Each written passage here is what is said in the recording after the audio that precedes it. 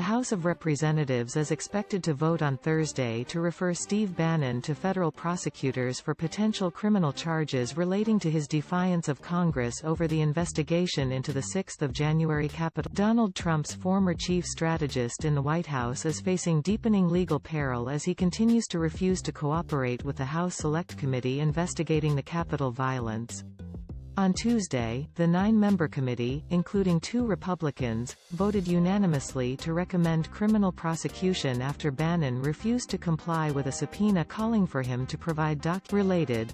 White House outlines plan to vaccinate U.S. children once FDA gives approval. Live. Should the full House decide to recommend contempt charges, the case is likely to pass to federal prosecutors in Washington, who would then have the power to convene a grand jury.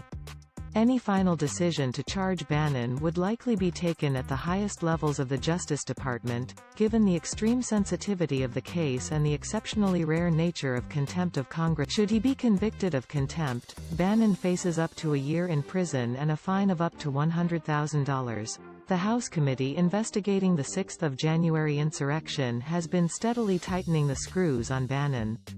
At Tuesday's hearing, Liz Cheney, the representative from Wyoming who has been a leading critic of Trump's role in inciting the 6th of January assault in which 5 people died, directly accused Bannon of planning. Based on the committee's investigation, it appears that Mr. Bannon had substantial advanced knowledge of the plans for January 6 and likely had an important role in formulating those plans, she said. Cheney added that Bannon and Trump's refusal to comply suggested that President Trump was personally involved in the planning and execution of January. The committee has released a 26-page report setting out its case for why Bannon, the former executive chairman of the right-wing Breitbart News, should be held accountable to Congress.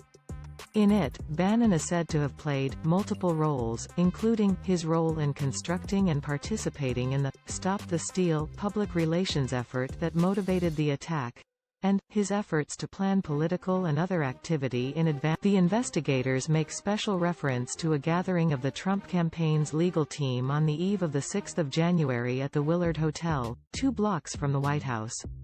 Trump's personal lawyer Rudy Giuliani was present with Bannon and together they reportedly contacted several Republican Congress members encouraging them to block the certification of. Also present was Roger Stone, the political dirty trickster, who left the hotel with bodyguards drawn from the far-right militia group the Oath Keepers. According to Peril, the book by Bob Woodward and Robert Costa, Bannon spoke to Trump from the Willard Hotel. They discussed the then Vice President Mike Pence's resistance to playing along with the attempt to subvert the election. The committee report also quoted at length from Bannon's War Room podcast which he posted on the 5th of January. He said, "It's not going to happen like you think it's going to happen," he told his listeners. "Okay, it's going to be quite extraordinarily different. All I can say is, strap in. Tomorrow it's game day. So strap in." Bannon added, "So many people said, man, if I was in a revolution, I would be in Washington. Well, this is your Trump has instructed Bannon and other former aides who have been served subpoenas by the House committee not to cooperate.